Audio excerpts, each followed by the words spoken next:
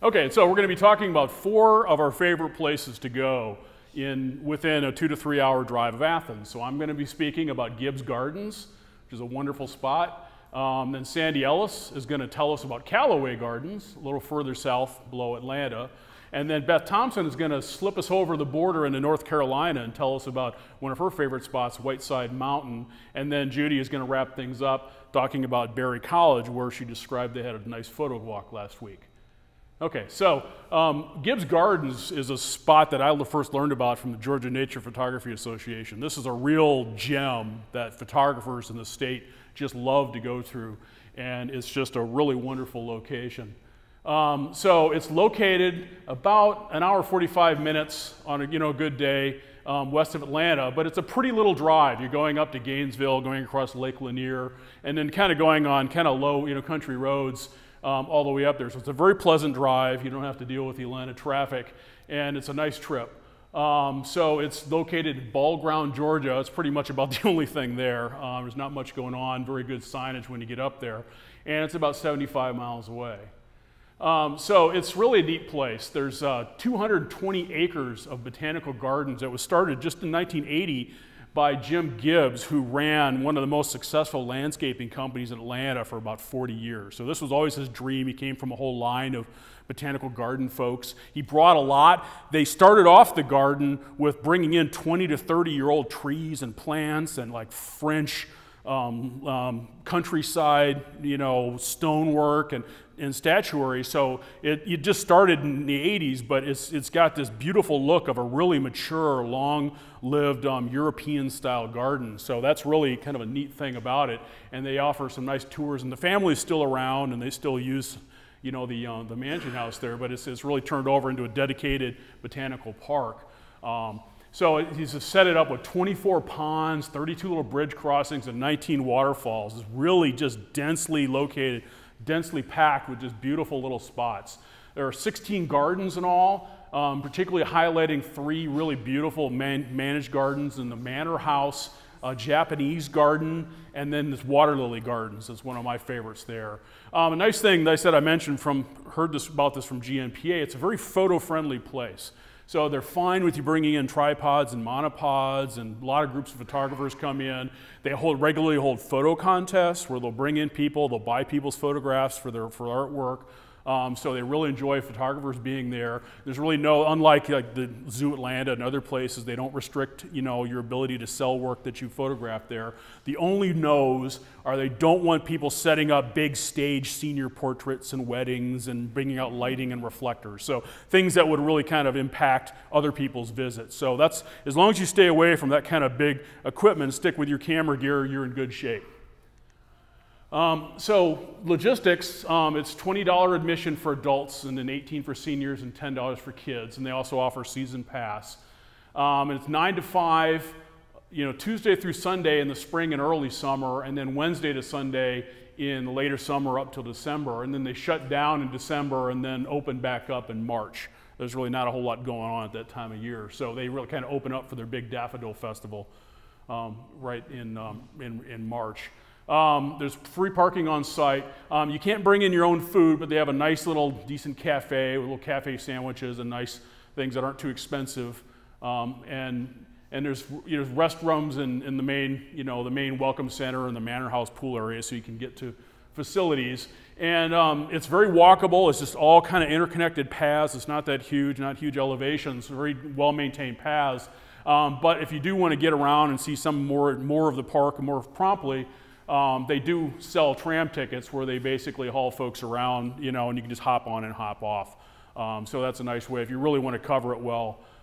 So it's really nice. And the one thing I do want to say about this location as well is it's actually a good spot to bring your non-photographer family. So many times you go out on these venues and it's hard to keep everybody entertained. Nice thing is it's so easy to meet back up and go see things that people can kind of go on around their own pace, and then you can go do your photo stuff and everybody can have a good time. So I've been there with my family several times, and it's just wonderful for everybody. Okay, so I'm not going to go into this. These maps are online on the website. You can go look at them, but just to see just the density of all these beautiful little interconnected paths and ponds, and you can just wander all over the place. So it's a really fun, walkable area. Every corner you go around, there's something pretty. And then around the manor house, they've got more manicured European style gardens, a lot of bedding plants and architecture. Okay, so what can you shoot there? It really varies a lot through the year. There's always something fun going on, but they kind of concentrate a lot of their big showy things in the plantings, and so they recommend a few specific things to go look at. Early spring, they're really famous for their daffodils. They have literally millions of bulbs that they plant and maintain around there. It's really spectacular. But they've also got, of course, cherry blossoms and dogwoods are all over, so it's a really pretty time. It's just kind of wrapping up right now. In fact, with the warm winter, they actually had to open early this year, so they didn't miss the daffodils, but that's a big starter for them. Then we're moving now into azalea season and rhododendron season. They also have beautiful fern gardens, really lush fern gardens that are a lot of fun to photograph. And the roses and hydrangeas and water lilies will start coming on, as we get into summer. Summer, they've got a lot of daylilies, crepe myrtles, and annual perennial beds that are always pretty. And fall, they're world famous for all the Japanese maples around the Japanese gardens all turning. It's lovely. And then throughout the year, there's lots of interesting architecture, statuaries, and evergreen plants. So there's always something fun to go. You can go definitely several times in a year. So one of my favorite things I always love shooting there, I love the water lilies. So they've got all these big ponds with a lot of different species of water lilies that really come on, particularly June, July. They really go into full flower, and it's just beautiful if you love reflections, if you love the water plants. It's always fun. The one thing I'll warn you though, and I'll talk a little bit about gear, but you do need longish lenses to get out and see these guys. They're in the ponds. Usually, as luck has it, the prettiest flowers, the prettiest beds are 20, 30 feet from shore. So you're not going to go out there with your wide-angle lens and get really lovely photographs. So these were shot with 300 to 400 millimeter full-frame lens. So it's kind of an interesting thing to do flower work with 400 millimeters, but it does work. So you can get some really neat shots with that. So here's another one of my favorites that I took. This is hanging in the Oconee show right now. I just love the particular pink water lilies were really pretty down there this last summer. But this is the Japanese garden area. This was down in the summer again. I want to really go back in the fall. That's a cedar, so it'll still be green. But in the summer, there's lots of really pretty textures and greens, but not a lot of color in the Japanese garden. That changes entirely in fall. So I want to go back and get that, but it's still just really pretty to walk around all the ponds. Another fun thing to shoot there's not a tremendous amount of insects, but there's great opportunities to shoot dragonflies. There's a lot of dragonflies around the ponds. They love it down there. These tend to hang on some of the arrowroot, some of the plants that are a little bit closer to shore.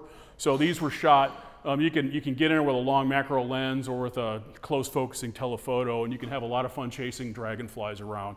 If you like other critters, there's a lot of really nice bullfrogs and bronze frogs, around the ponds too. I didn't spend a lot of time looking for insects. I'm sure there's others around, but this is a managed garden. They're probably using insecticides, so I don't know if the bug folks would really find a lot to shoot, but there's still some fun big showies. And there are a lot of butterflies around as well in some of the gardens when you get into summer.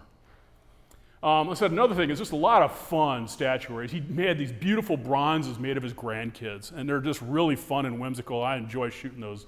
They're just really fun. There's a bunch of these scattered around, and I always enjoy shooting some of those kind of whimsical sculptures. And it's just pretty stuff to walk around. This is the pool area around the manor house with a lot of bedding plants and little waterfalls and rock features and just pretty gazebos and trellis gardens and things. So it's just really pretty stuff to walk around and look at. Okay, so for follow-up, this is the website. And by the way, I'll mention we're going to be putting the file, this PDF file, up on the website, so we'll be able to go and look up all these addresses. You don't need to write things down. But this is where you can go. They have a very rich website with a lot of good logistics information. In terms of gear suggestions, pretty much any lens you own, you can probably find an opportunity to use there. It's one of those places where you can really use a lot. So I like using ultra wide angle lenses to do some sweeping landscapes and flower beds, so there's a lot of opportunities for that. Just with normal, wide to normal type kit zooms and other middle focal length lenses are great for just most of the features around the garden and plants and beds. But as I mentioned, you really need to go with substantial telephoto, like 200 to 400 millimeter, if you really want to get the water lilies, because otherwise you're just not going to be able to get close enough, even from the bridges and things. They tend to be well out in the middles of the ponds with the most showy blooms. And you can certainly have opportunities for macro, particularly or close focusing telephoto lenses for some of the bigger critters. there. So I said they're fine with tripods and monopods, and those are really helpful for water lilies and macro.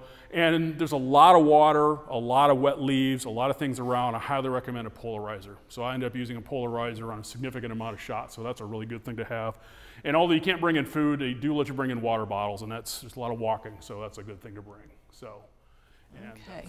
I'm Sandy Ellis, and I'm going to talk about Calloway Gardens. I go there fairly often because I have relatives that live there and I have a place to stay, which is convenient for me. It's about a 2.5-hour drive from Athens, so it's kind of a long way for a day trip, but I guess it could be done in a day. This is the garden cottage that is at the vegetable gardens. And I happened to be there in the fall, so there weren't very many vegetables, but there were lots of pretty flowers to photograph. All right, so one of the ways to get there is I-85 south of Atlanta. I think if I were going for the day, I wouldn't want to drive through Atlanta during rush hour traffic. I live in the south end of Oconee County, so it's actually more convenient for me anyway to go a back way where I go through Monticello and Griffin to Pine Mountain. So that's an alternate route where you wouldn't have to go through Atlanta. It costs $20 for adults and $15 for seniors, or you can get a yearly pass if you go often. They also have package deals if you decide you want to stay there. I don't know if he put this in the PowerPoint. I can't remember everything I sent you, but there's 2,500 acres of land. Do you remember? Is that in there? No. 2,500 acres. So you really need your car to drive from one location to the next, or you can rent a golf cart, which I've never done, but that might be an interesting way to travel around. You can rent bicycles. It's hard to carry your camera equipment on a bicycle, but it could be done. They have wonderful, wonderful bike trails. I prefer to go in the spring when the azaleas are in bloom. They have just azaleas, thousands of them everywhere. They line the lakes. They line the golf cart, the bicycle paths. They have an azalea garden that you can walk through that's like 40 acres or something of azaleas that you can walk through. They also have a lot of native azaleas. I think I'll talk about the Balloon Festival when I get to the picture. Butterflies, 40 acres azaleas. Okay. Okay. So the azaleas are all over the place. This is along a little stream here. In my pictures, of course, I couldn't photograph all the azaleas because there were so many. This is one of the lakes. There are about 15 lakes there. And this is one of the lakes that's completely surrounded by azaleas, and they go all the way up the hill. This is one of my favorite little lakes that has a pretty little footbridge across the lake that's nice to photograph. And again, those azaleas go all the way around and all the way up the hill. It's usually around the 1st of April. They also have an azalea festival on a weekend, so I wouldn't suggest going there on a weekend. If you could go during the week, it would be less crowded. You can see all the azaleas in the background here. They just keep going. But they also had their tulips blooming when I was there photographing the azaleas. And what I found out they do, they buy the bulbs from Holland and keep them cold until they're ready to plant. And then when they're through blooming, they just dig them up and compost them. And then they buy new ones the next year. I'm like, man, I'd love to have some of those tulip bulbs that they just throw them away. But they have color areas, so like they might have one area that's just all red tulips and another area that's yellow and orange. Really pretty. There's, depending on what time of year you go, there's different flowers, just like at Gibbs Gardens. They also have like lots of the daffodils in the spring, and so depending on what time of year it is. My favorite place to go is the butterfly house. When you walk in, there's a hatching box, and you can photograph the butterflies in all different stages of hatching out. And they stay in the box until their wings dry. They have butterflies from, I believe, from all over the world. I know they have a lot of them from the rainforest. Their signature butterfly is the blue morpho, which I was never able to get a picture of. And here's some just butterflies drying their wings. You can see the little droplets on the butterfly's wing. And then after their wings dry, they have an opening in the back of the butterfly box, the hatching box, where they can go into the butterfly. It's like a rainforest, like a greenhouse, and it's really humid and hot in there. And it's full of exotic plants that, hang down from the ceiling. And I mean, I will stay in there about 2 hours, but I will just be soaking wet by the time I go out. I have to leave because I get so hot. But it's hard to photograph them because they're just flying all over the place. I don't know what kind of butterflies these are. I know that's not the blue morpho. I think that's some kind of swallowtail. If Chuck were here, he could tell us. That's one of the plants in the greenhouse. They used to have a wonderful greenhouse there, but I heard they recently closed it because it is a private park, and I guess they're short on funds, so they're having to close things. It's really a shame, but they had this, it was sort of like the Athens Botanical Gardens, and they closed that whole part of it down. So this, as far as I know, this is the only greenhouse they have now. Labor Day weekend, you can go photograph the hot air balloons.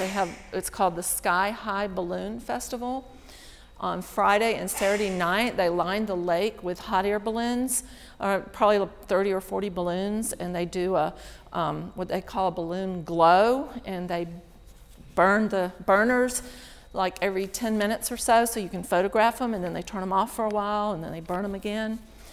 So I had my camera on a tripod with a remote clicker, probably about 30-second shot, and I thought it would be crystal clear, but hardly any of my photographs were clear. This was actually the clearest one I got, or sharp. Then I realized the balloons are moving because there's a breeze. So, they're never sitting still, really. They also offer a class. They offer lots of photography classes throughout the year, actually. But they offer a photography class earlier in the day on how to photograph the balloons and how to photograph at night. But it was $175, and I chose to just kind of do my own thing. And then the next morning, if you get there at sunrise, they launch the balloons, and you can get pictures of that. The same weekend, this is Labor Day weekend, they have a antique car show with lots of shiny old antique cars. They also have a dog frisbee catching show. So there's a lot going on that weekend. Other things, let's see, is there more? Yeah. So you can go on their website to find out, what's going on at different times of the year and their schedules for things. Other things that you could photograph are, well, Memorial Day weekend, they have a water ski wakeboard tournament, which I've never seen, but that might be something interesting to photograph. They have a birds of prey show, I think just about every weekend at all different times. You can get their schedule on the website. I'm not sure if they do it during the week, but I really want to do that. I haven't had a chance to photograph the birds yet. They have a wildflower trail, a hydrangea trail, about 15 lakes. They have an old chapel that's really pretty to photograph. They have log cabins. They have the circus from the FSU circus in June and July, the Fantasy of Lights in December. And one night during that, I think at the very beginning of it, they have a walking tour where you can walk through the Fantasy of Lights and, photograph it. And that would be, I would think, the time to go. If you want to go with your whole family and say spend the weekend or whatever, there's all kinds of activities for kids, things for the family to do. They've got zip lines, climbing ropes, hanging bridges, a kids zone, bike trails, golfing, fishing, and classes that you can take. So that's it. I'm Beth Thompson, and I like visual paradoxes in nature in particular, and this is Whiteside Mountain. So I wanted to start with this quote from William Bartram's Travels. Being now refreshed by a simple but healthy meal, I began again to ascend the Jory Mountains, which I at length accomplished, and rested on the most elevated peak, from whence I beheld with rapture and astonishment a sublimely awful scene of power and magnificence, a world of mountains piled upon mountains. Having contemplated this amazing prospect of grandeur, I descended the pinnacles, and again falling into the trading path, continued gently descending through a grassy plain. And that's, William Bartram wrote that about 226 years ago, and it still applies, his observations still apply today to these mountains. Whiteside Mountain is made of a pluton of granite, not sedimentary rock. So it's more like Stone Mountain than it is like the Rockies in appearance. And it was basically a lump of lava that cooled slowly beneath the surface of the earth instead of sediment that built up. It is not actually it may be one of the oldest mountains, but it's not the oldest mountain in the world, but it's a very old mountain. But we checked on Google, and Google says, no, it's not the oldest. So, so the peregrine falcons really like to nest here, and it's also very popular with rock climbers.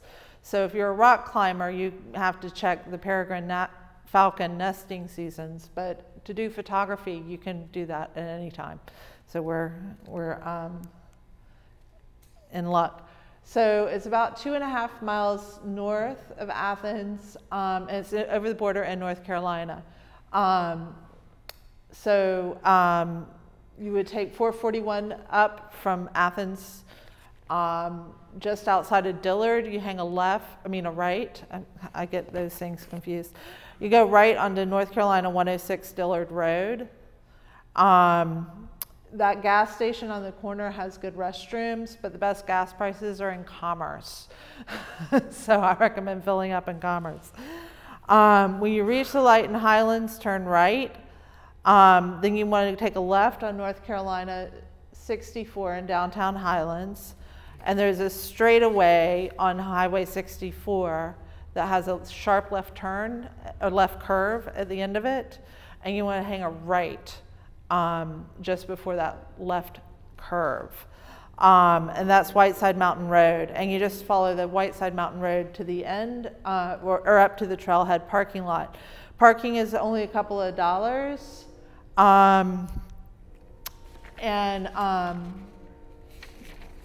There's restrooms also at the trailhead. Let's see, it's a moderate hike. It's 2.5 miles. When you walk in, it's kind of on a road, but then it gets more rocky when you get up to the views. So that's why I think they say tread condition is moderately rough. And you do gain 600 feet in elevation throughout the course of the hike. I recommend bringing water, sunscreen, a hat, and definitely a snack, or maybe even a picnic, because you're up on top of a mountain, there's no food.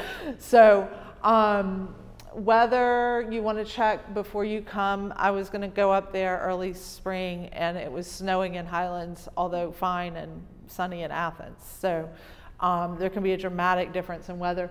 And then I was just up there this past weekend, and I got an email from my dad about the bears. At this time of year, they come out of hibernation, and they have baby cubs, and they're hungry because they've been hibernating all winter long.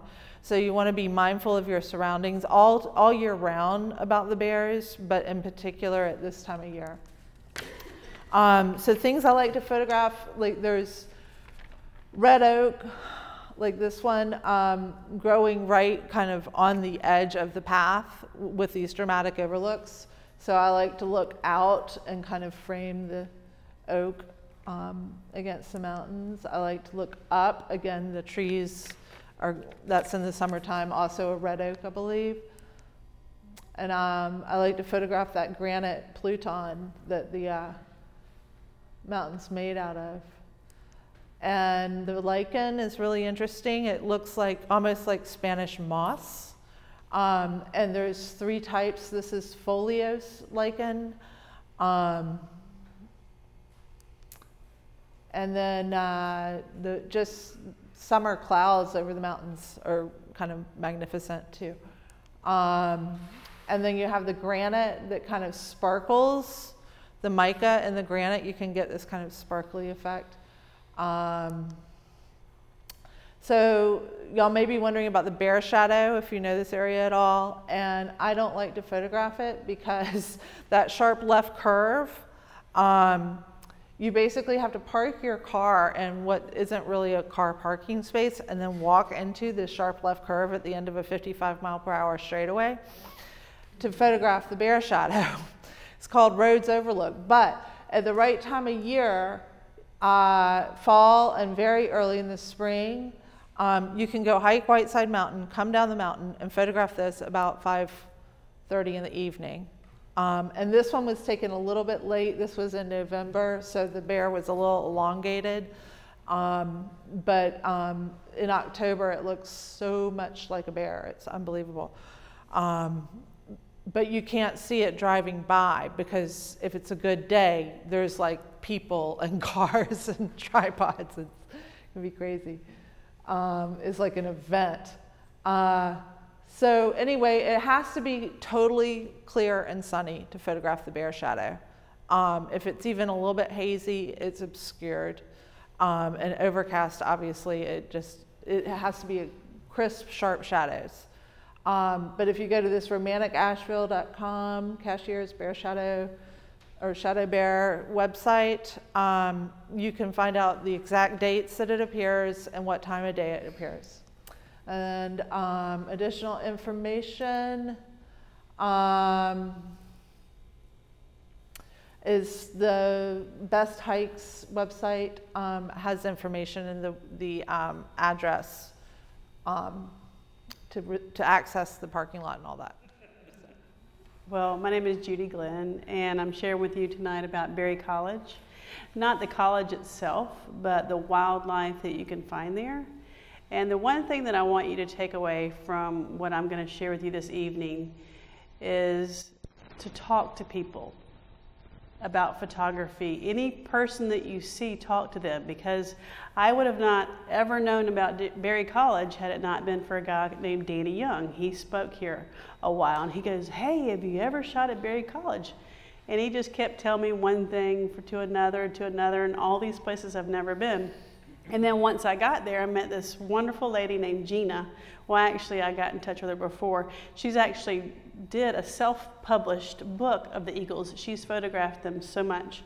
But had I not talked to Gina, I would not be able to show you this wonderful picture of this eagle at this lake that's there. So it's not just Berry College itself. There's a lake that's nearby, and I'm going to go over all that. But the key that I want to tell you is if you don't get out and talk about photography and places and sightings, and a lot of the things that you're going to miss out on because you didn't know about them. So which is a good thing of what we're doing tonight, is telling you about places you may not have heard of before. So I'm doing Berry College. The big thing right now, all the hype, if you have not heard, is there are 2 nesting eagles that are there.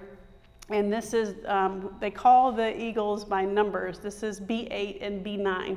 So this is their 8th and 9th eaglet that they've had. And they came to Berry College in 2012. I think it was a student that noticed it up in the tree. And this, I can't even describe how big this nest is. But they're wonderful to watch. And this is the 3rd or 4th time this past weekend when we went with the APG photo walk that, okay, what am I doing wrong? Right. There we go. Now, I could get lost in the closet. So the way that I put up here for you is different from where I go, but I'm going to kind of explain that. So 316 to 85 to 285 to 75. Then once you get on 75, I get off at exit 296. Or no, wait, I got to check at my notes. Yes, 296 is the Pilot Travel Center. And the reason that I get off there are some of the previous exits before that, there's construction.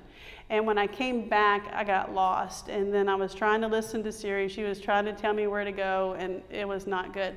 So this is my well-worn travel path that I go. So when I get off the exit, I take a left. And then I get on to 41, and then 411, and then the Berry perimeter. So that's just my little path that I can go, and you can just kind of go on the maps and look it up what's best for you. But when I saw all the little, can't go this way, construction, and I did go that way, and I got turned around, it was terrible. So I don't go that way. And then the lake that is there, I actually have a separate map to show you how to get to that, because that's key to getting there. But there's how to get there. So this was taken earlier in the season. If you look right at the tip of her beak, there's a little small eaglet sitting right there. And so at first, of course, they're so small you can't even see them. But she's right at the edge feeding them. And it's a protected area. They were going to build something in this area.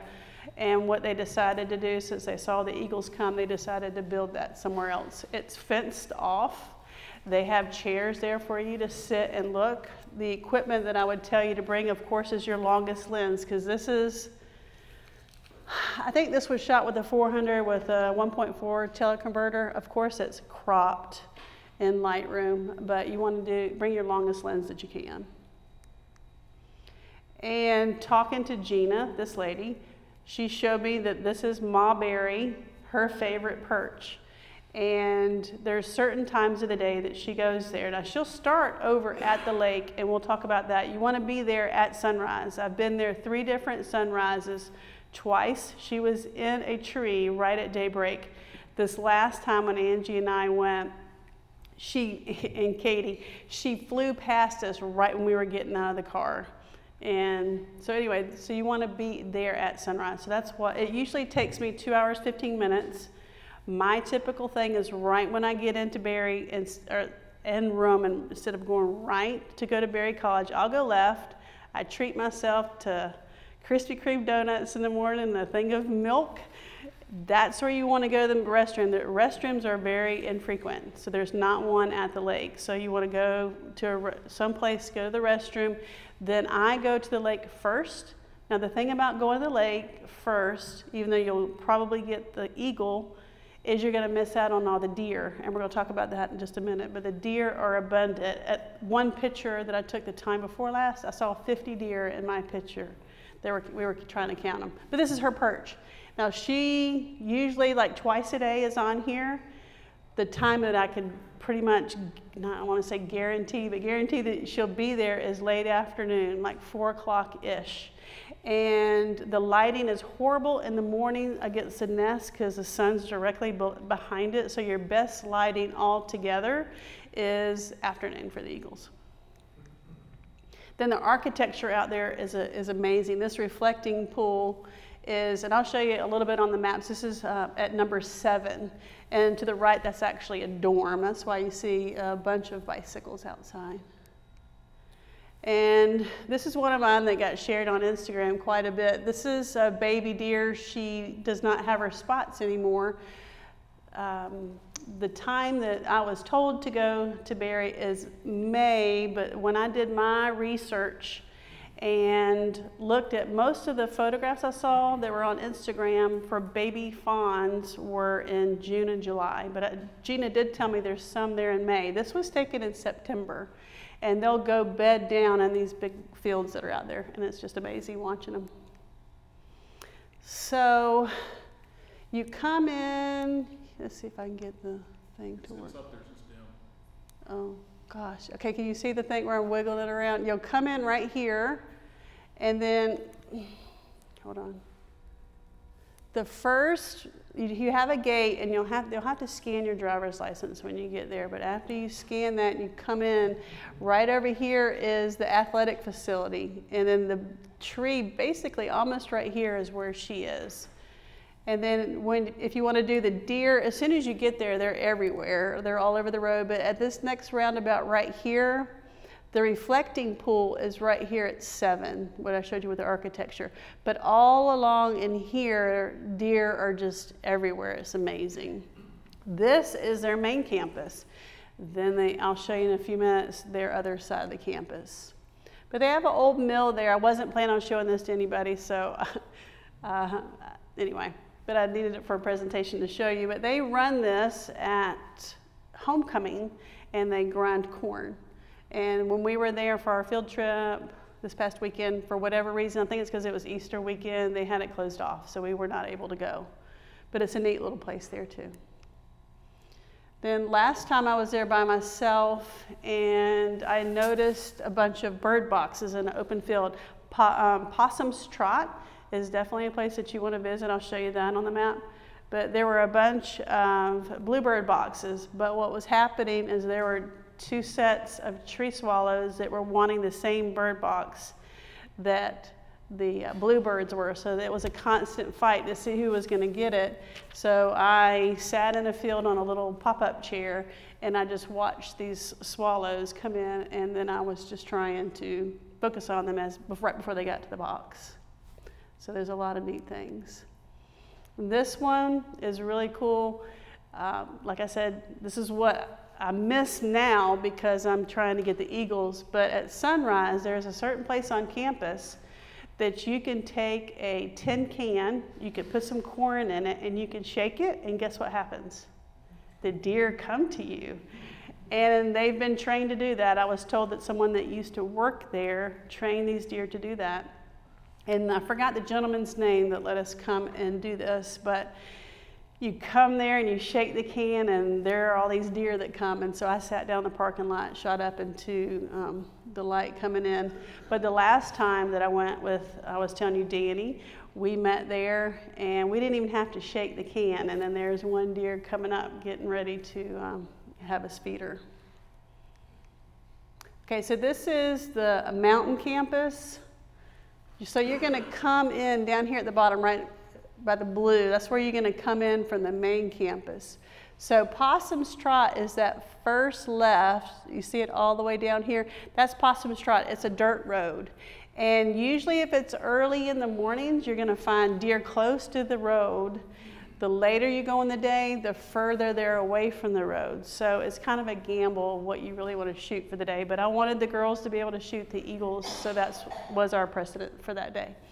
Then over here, you take the first right, and this lake right here is Swan Lake, and there's one swan there. And little did I know, when she spread her wings out at me, she was not being nice. It's called busking, and I learned that that was him trying to say, stay away, this is my area. The grist mill is at the top. Number 15 up here is where that mill is. And I think the place where you shake the corn can, I think it's up there at 23. I'd have to relook at that one. Anyway, so the campus is huge. And yes, I do get lost in it. And this is Mawberry, and the only way I can tell them apart is when they're flying. The girl eagle, Mawberry, she's bigger than the male, but notice her talon. See how it hangs down? Her foot was injured a couple of seasons ago, and when she flies, her talon hangs down. So that's the only reason I know which one's which. But this was right at sunrise, and she gets out of the tree, and then she flies by. If you go to this lake, I'm going to show you directions in just a minute. If you pull in Lakeview Drive, you'll see that it forks. The huge lake is in front of you. If you'll veer to the left and you park right there, they have a big wooden display with a bunch of pictures on it. If you'll park there and then look up and look left, there is a humongous tall pine tree in somebody's backyard. And that's her favorite perch. 2 times that I've been there, she was there at sunrise. And usually she takes off, then she comes towards you, and then she does a loop around the lake. And the other places that she likes to perch at that lake are to the right. There's a set of trees. Basically all the pine trees on the right side of the lake is where she likes to sit. So that was at sunrise. And the time before last when I was there, I got these little baby ducks. They were really cute. And then this is a muskrat. Actually, Gina, the lady that told me about the eagles, was laughing at me because I was bypassing taking a beautiful picture of the eagle sitting on her branch to photograph this muskrat. I'm like, I've never seen one before, much less photographed it. So I saw him go up in these rocks, and I sat there for an hour or so till he came back out. It was amazing. All right, so over here, this is Berry College here. So after you come out of Berry College, you're going to turn left, and then you're just going to keep following this road till you get to Lakeview Drive, and you're going to turn right down. This is just a real small road. Here is where the pine tree is, and here, all in here, are where the other pine trees are that she likes to sit in.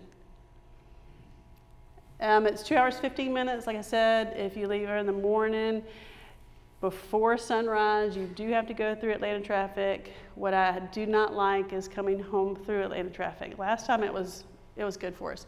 There are no fees there.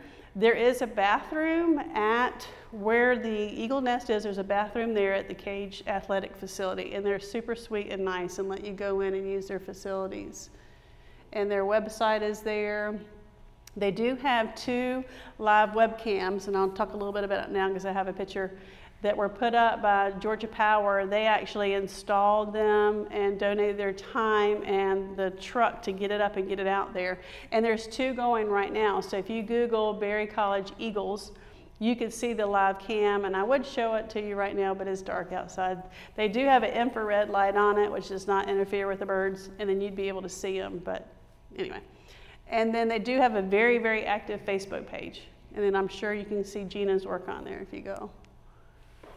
There is eagle etiquette. Of course, you know, I'm not going to read all that to you, but if you go on their website, they do have things that they want to make sure that you do and don't do. You know, don't honk your horn, don't feed them. Sometimes they come down to the ground, not bother them.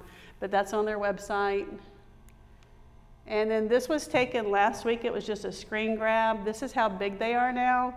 They're about to fledge. I'm not sure. One was born in January, and I'll show you a chronological part of when they do different things next.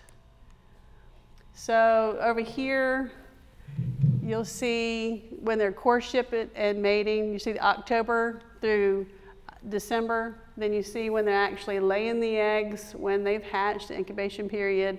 Then when they're nesting, then the fledging part's coming up very shortly. And then as a family, they disperse, and they don't really think that they go anywhere. They think that they stay in Georgia, but that's just something that you can see a time frame to go by. I think that was